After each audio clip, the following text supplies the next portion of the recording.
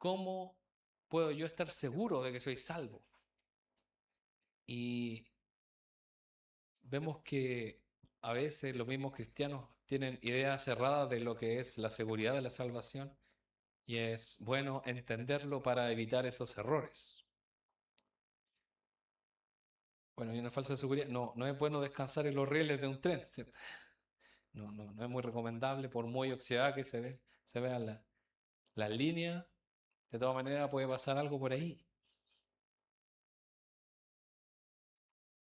Aquí un pequeño resumen para que no nos olvidemos.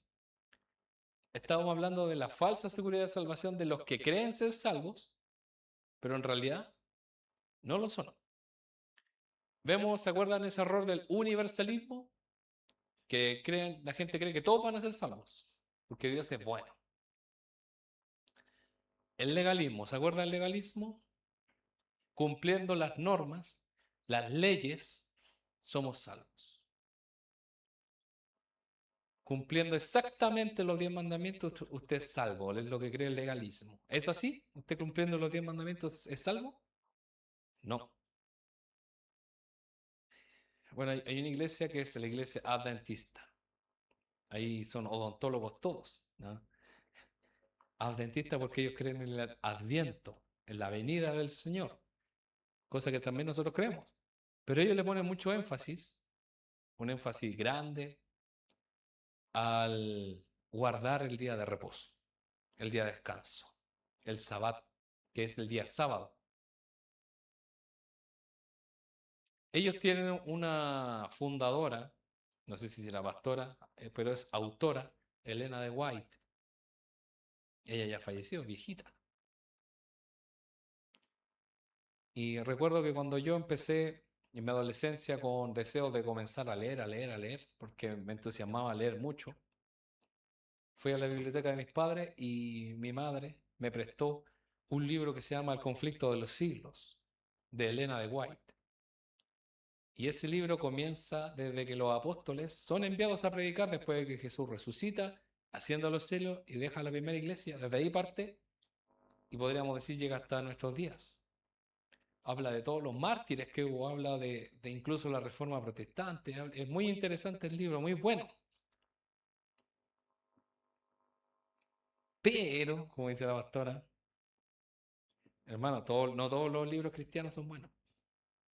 Y usted, cuando vaya a la librería cristiana, se va a dar cuenta que hay cada cosa. ¿Cómo es posible que haya llegado? Porque para imprimir un libro o varios libros se requiere dinero, se requieren recursos, se requiere todo un proceso. Y uno dice, este libro pasó por todos los procesos y nadie dijo, esto no es bueno. Bueno, ahora hay librerías que han estado tratando de ir a lo que la palabra enseña y evitar ciertos autores, evitar cierto tipo de enseñanza que no son buenas. Y una librería recomendada es la librería Centro de Literatura Cristiana, que está ahí al lado de la Torrentel, porque ellos no solamente venden por vender, sino, bueno, esto no es publicidad, a mí no me pagan, no me hacen descuento, no, de repente me hacen descuento porque me dicen licenciado, le gusta decirme licenciado, hermano que trabaja ahí, le gusta sacar pecho. Y ellos revisan cada libro y ven si tiene que ver con la palabra de Dios y si no lo desechan, lo descartan. Entonces, si usted no pilla el autor que a usted le gusta ahí, entonces quizás eso puede pensar que no es muy bueno, entonces, o quizás sea muy nuevo. Entonces que no ha llegado, porque hay muchas cosas que todavía no llegan. El problema de Elena de White es que en cada una de las historias y enseñanzas que ella daba, ponía que el día de descanso era prácticamente fundamental para ser salvo. Tan así que cuando va terminando el libro, habla de la venida de Cristo y donde viene Cristo por su iglesia. Pero por otro lado cuenta cómo van a ser juzgados y condenados los que no aman a Dios, entre ellos los fornicarios. ¿Se acuerda que la palabra dice eso? los idólatras, y hace una lista tremenda. Y ella le agrega los que no guardaron el día de reposo. Y dije, yo estoy ahí. No había guardado el día de reposo. Y ahí no es así. Y qué bueno que lo hemos visto a la luz de la palabra. Bueno, hay algunos que los tratan de sectas, pero mejor acercarlos y tratarlos como hermanos, porque hay personas más drásticas, pero tienen buenas enseñanzas, son iglesias que se mantienen, pero caen en este error de el legalismo que hemos estado viendo. Y hoy, ¿cuál vamos a ver? El último de esto de la falsa seguridad es el sacerdotalismo. ¿Qué es el sacerdotalismo? Es la postura que cree que la salvación se alcanza a través del sacerdocio, a través de los sacramentos y o a través de la iglesia. O sea, si a mí el cura me bendice, soy salvo. Si el pastor pone su mano aquí en mi frente y dice, eres salvo, yo soy salvo. Si yo recibo la hostia, usted pone recibir a Cristo y aparecen imágenes ahí en Google de personas recibiendo la hostia. Porque ese alimento que está preparado representa el cuerpo de Cristo. Es un simbolismo. Los sacramentos. ¿Usted sabe lo que son los sacramentos? Son las prácticas sagradas o importantes de la iglesia. Por lo menos la iglesia evangélica tiene en general dos sacramentos: el bautismo y la Santa Cena. Hay algunas iglesias que le agregan el lavado de pies. Gracias al Señor nosotros no. No, eso depende de cada iglesia. Eso quiere decir que nosotros tampoco, no es malo hacerlo, pero no lo tenemos como sacramento. Pero sí es algo que ha establecido el Señor Jesús, el bautismo y la cena del Señor, la Santa Cena. Y también hay gente que cree que a través de la iglesia. Ahí lo vamos a ir analizando uno por uno. La gente mira el bautismo y la cena del Señor y otros ritos y dice, he recibido los sacramentos que son medios de gracia. Mi seguridad está en que he experimentado los sacramentos. Y este es el error de los fariseos.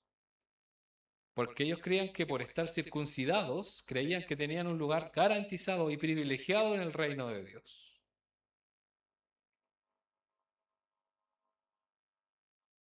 Y ahí volvemos a lo mismo.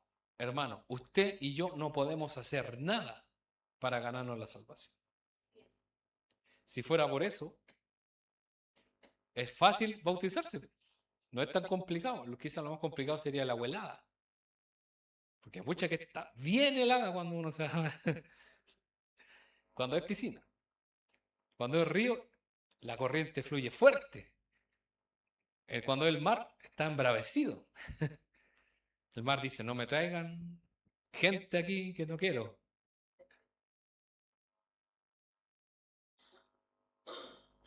Y hermanos, si fuera por eso, todos haríamos algo una sola vez y con eso estaríamos listos. Mira, tienes que sufrir esto y con eso estás listo para el... Entonces me porto mal, hago lo que quiero. Si quiero, leo la palabra. Total, ya la sufrí un rato. Pero ellos creían que por hacerse la circuncisión, los fariseos ya tenían un privilegio. Y no es por eso. Y, y hay gente que saca pecho y decía, yo soy nacido, bautizado en la iglesia. Está bien que sea bautizado. Pero eso es deber de todos. No es algo que podamos enorgullecernos.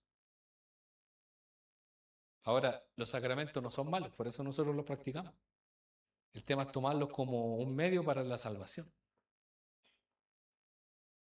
Si usted cree que por comerse el pancito o el vino de la cena es salvo, está en un error.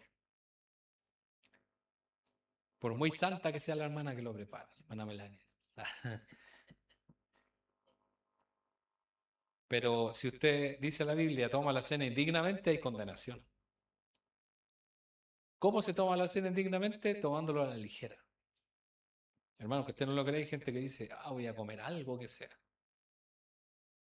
Y eso debería ser, no debería ser ni un pensamiento en nosotros en ese momento. Pues si usted tiene hambre, vaya, cómprese una galleta, pero eso no es para hacerse su hambre, no es para, voy a tener, hace tiempo que quería probar el vinito. Si quiere, se compra una botellita chica y la prueba en su casa, como usted quiera.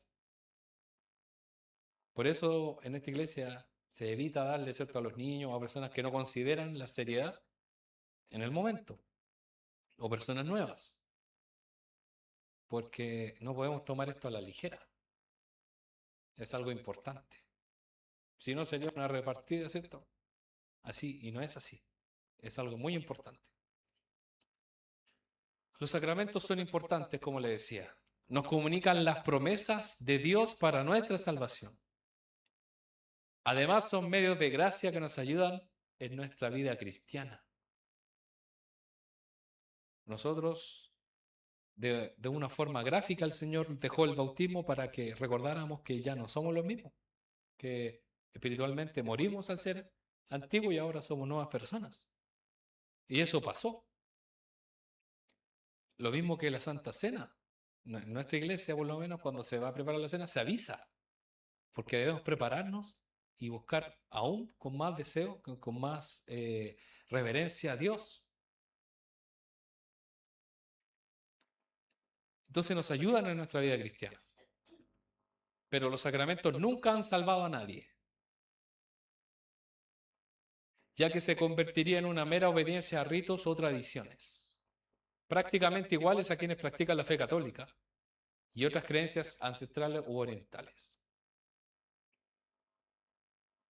La gente va, ¿cierto?, a misa, muchos por tradición, otros por verdadera convicción, no podemos juzgarlos a todos, pero su vida no condice con ser personas que son cristianos. Yo he visto algunos debates por ahí en redes sociales donde se habla, por ejemplo, de que está mal, un ejemplo, que una mujer aborte, y hay unas mujeres ahí que están de acuerdo, pero previamente ellas dijeron que se consideran como religión cristiana. Y ahí uno le dice, ¿cómo te consideras cristiana si piensas eso? Y es porque ellas se consideran cristianas nominales nomás. No porque creen realmente lo que dice la Biblia. Quizás van a misa, quizás hacen ciertos ritos, ciertas cosas y sienten que ya son salvas. U otras creencias ancestrales. Usted de repente va de paseo a algún lugar de personas que practican estas religiones, como por ejemplo que son indígenas, ellos tienen sus propios ritos. A mí me tocó ir allá ahí en México, donde sacaban una resina de un árbol, la quemaban y salía como un olor a incienso, pero bastante agradable. Y ahí pasaba el chamán por todos los visitantes y ahí se puso tensa la cosa y la madre decía, ¿qué hacemos? Y dije, arrancar, ¿no? Estábamos todos así, teníamos que ponernos y el chamán iba a darnos a oler esa, porque con ese olor nos purificaba, sacaba los malos espíritus.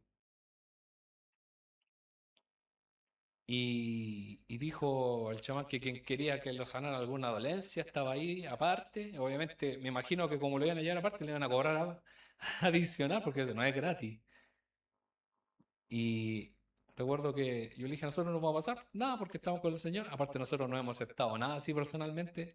Esto es algo para todos. Y lo otro es que esa esencia la sacó de un árbol que creó Dios. Y lo único que hizo fue quemarla. Entonces, lo que yo estoy pensando es que voy a oler algo que Dios creó. Es una esencia que Dios creó nada más. Y hermano, era bastante agradable, era un perfume. Pero era tan, podríamos decir, concentrado que traspasaba hacia adentro, era muy fuerte, muy fuerte. Entonces yo creo que me purificó las neuronas, no sé. Pero era rico. Pero hay gente que por quizás pasar eso, que le echen un mito, hay algunos que fuman, no sé si lo ha visto en la televisión, y creen que con eso son salvos o ya no los van a perseguir las desgracias, o los demonios, los espíritus mundos, o porque practican la meditación, como en las religiones orientales, ir a la India, bañarse en esos ríos. Y eso no nos va a salvar. Lo que nos salva es nuestra fe en Cristo Jesús. ¿Me salva unirme a una iglesia? ¿Será que la iglesia me salva también? Bueno, justo no vino la hermana Duli y ahí sale la foto. No, sí. Justo busqué de una congregación, más o menos que. ¿Sabe qué? Yo ponía en el buscador personas sentadas escuchando la palabra y me parecían puros católicos escuchando al cura. Después puse personas en una iglesia evangélica, me salían puros afroamericanos. Entonces dije, no es la realidad de acá. Sí. Busqué hasta que encontré a la hermana Dulia ahí. Pero ella se está congregando en otra iglesia. Por eso no, es un ejemplo.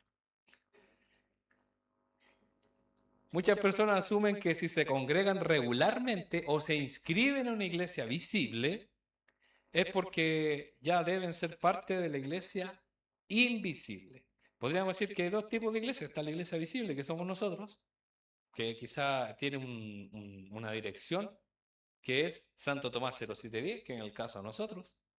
Quizá hay otro tipo de iglesias, que es la iglesia visible, porque cuando usted se levanta, usted dice, voy a ir a la iglesia, y es porque queda en un lugar específico, en un lugar, entonces voy a ir a la iglesia. Pero también existe lo que es la iglesia invisible, y la iglesia invisible es, podríamos decir, la verdadera iglesia, es lo que Cristo murió por ella, por su iglesia. Por lo tanto, ahí caben todos los cristianos de todas las denominaciones y de todo el mundo. Somos hermanos en Cristo. Por eso yo le decía que hay que tener cuidado con tratar de llamar quizás sectas o herejes a otros cristianos que quizás tienen alguna enseñanza un poco no tan de acuerdo a lo que nosotros creemos, porque quizás nosotros también tenemos algo que ellos no están de acuerdo. Entonces ahí debemos tener cuidado. El único que conoce los corazones, el único que conoce la verdad es el Señor. Y Él nos llevará, su Espíritu nos llevará a la verdad. Y si Él nos ha mantenido en esta senda, debemos seguir. Pero la membresía en una iglesia no justifica a nadie. ¿Tenemos libro de membresía acá? Sí. ¿Usted lo ha firmado? Ese es el equivalente al libro de la vida. Si usted no está, hermano, está fuera del libro. Así que, pastor, hay que traer el libro. Ah. El pertenecer a una iglesia, hay iglesias que emiten un certificado que dice miembro activo. Yo quiero mi certificado como miembro activo. Entonces, con esto certifico y se ve bonito, lo puedo poner en la pared, en un cuadro. Qué bonito se ve. ¿Soy salvo por eso? No. Entonces, la membresía de una iglesia no justifica a nadie. Este es otro método de seguridad ilegítimo y falso. Es muy probable que quienes asistan a una iglesia, sea pequeña o una mega iglesia, lo hagan creyendo que por el solo hecho de ir, incluso por años, por muchos años, ya son salvos. Entonces, el hecho de pertenecer a una iglesia, de servir, de asistir, de congregarse, no es salva. No, no es la salvación. Y muchos pueden, lo terrible, hermano, es que muchos pueden asistir por años, pero no hay una conversión del corazón. Y esas personas están a un paso porque escuchan cada reunión la palabra, o quizás no la escuchan, porque están ahí pendientes de otra cosa, esperando que termine el pastor, fijándose en qué es lo que hace el hermano, qué hace la hermana, como se ha hablado los domingos, que los paseo al baño y se quedan conversando en el baño. eh, son cosas que nos distraen de lo que realmente es la verdadera salvación. ¿Es importante congregarnos? Sí. ¿Es importante buscar de Dios en la iglesia? ¿Visible? Sí. Y si puedo tener membresía, mejor. Pero eso no es algo que a mí me va a salvar. Yo no voy a llegar al cielo y decir, aquí tengo mi certificado, puedo pasar. Yo me bauticé y todo. ¿Sabe que hay iglesias donde se enfocan tanto en esto que a usted no le pueden dar ningún cargo o algún tipo de liderazgo si usted no ha pasado por esos sacramentos, pero tienen que estar certificados? Entonces pasó que una joven se bautizó en otra iglesia, pasaron años y ella comenzó a asistir a esta otra iglesia y le exigieron certificado de bautismo. A ella no le dieron, entonces hable con su antiguo pastor, murió y esa congregación ya no existe. ¿Y sabe lo que le obligaron a hacer? A bautizarse de nuevo porque ellos tenían que certificarle que ellos no le creían que se había bautizado. Créame, por favor.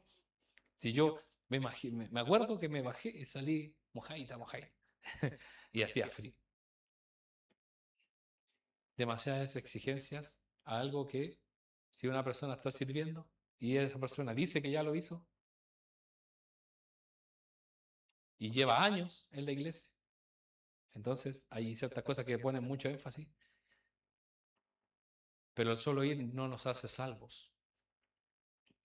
Hay otras formas de falsa seguridad, como por ejemplo hacer la oración del pecador o del penitente.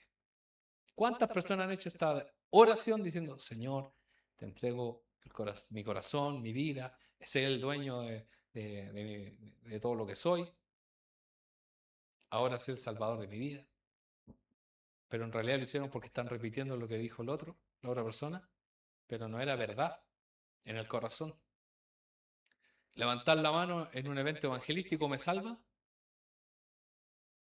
Por eso decimos que la estadística a veces nos miente, porque decimos, en este evento se convirtieron 1.500 personas. ¿Por qué? Porque 1.500 personas llenaron el formulario de que se convirtieron. Pero solo Dios sabe cuántos de ellos verdaderamente lo hicieron de verdad. Y lo hemos visto en una estadística que era muy bajo el porcentaje porque las iglesias locales que hicieron el seguimiento, de 1.000 personas, cerca de 10 personas son las que realmente siguieron. Entonces, otra cosa es pasar adelante en un llamado al altar. Si a usted lo llaman, dice pasa adelante, puede ser para reafirmar mis votos al Señor, para tomar una determinación nueva de servir al Señor o de cambiar o que Él me ayude, pero no es para yo ser salvo, no. Y proclamar públicamente mi decisión por Jesús. Hay personas que dicen, es que yo he dicho todas estas veces que soy cristiano, o que soy hijo de Dios, o que yo me convertí, eso quiere decir que por eso debo ser salvo. Y hermano, ¿cuántos famosos han dicho que son cristianos? Y después, mejor no hubiesen dicho, mejor no hubiesen dicho nada. Porque el hecho de proclamar que Jesús es el Señor no quiere decir que ellos sean salvos. Recuerde cuando Jesús fue a leer en la sinagoga y aparece un demonio y empieza a decirle, tú eres el Hijo de Dios y vienes a atormentarnos. No estaba diciendo mentira. Estaba mintiendo el espíritu inmundo.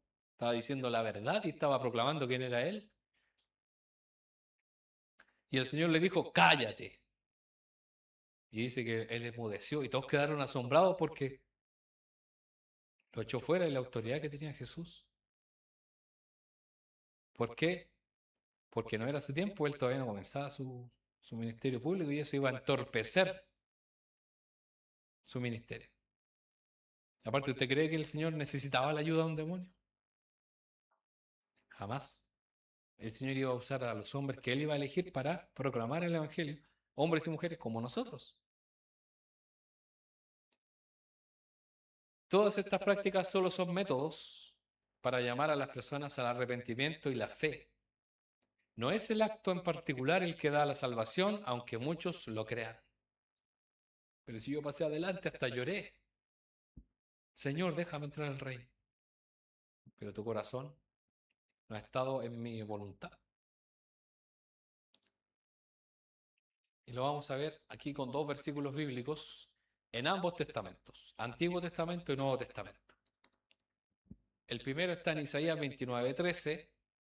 Dice el Señor: así que el Señor dice, este pueblo dice que me pertenece, me honra con sus labios, pero su corazón está lejos de mí, y la adoración que me dirige no es más que reglas humanas, aprendidas de memoria.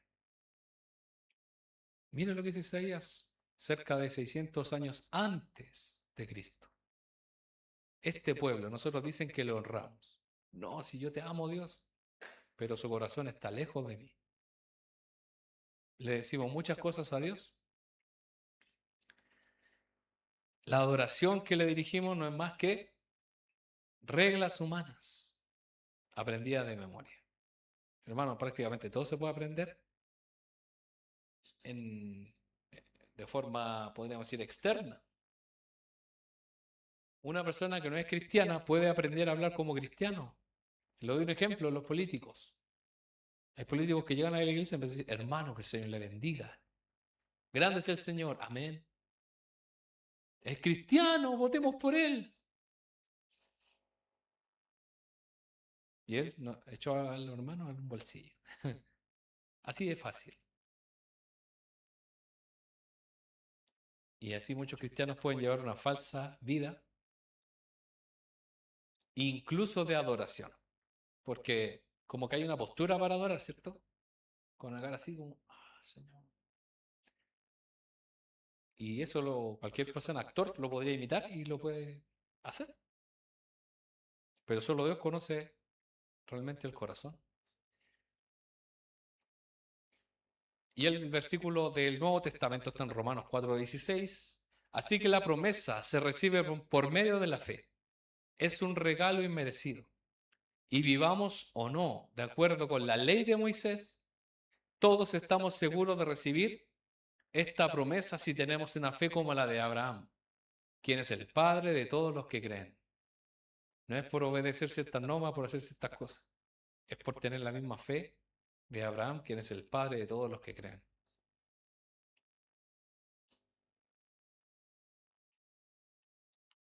Por lo tanto, debemos cuidarnos de los actos externos. Las cosas, está bien hacerlo, pero tener esa, eh, eso en consideración. Todo acto exterior puede ser engañoso, puede ser imitado.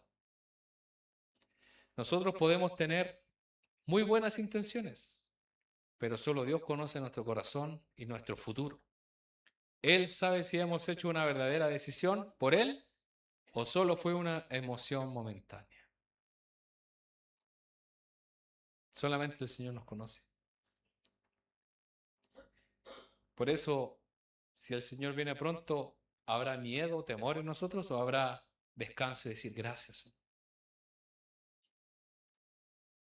En la Biblia dice que su iglesia dice, sí, ven, Señor. Pero a veces nosotros decimos, todavía no. Espérate un poquitito, Señor, que quiero encontrar a la persona indicada todavía. Después que me quiero casar, que quiero tener hijos, espera un poquito.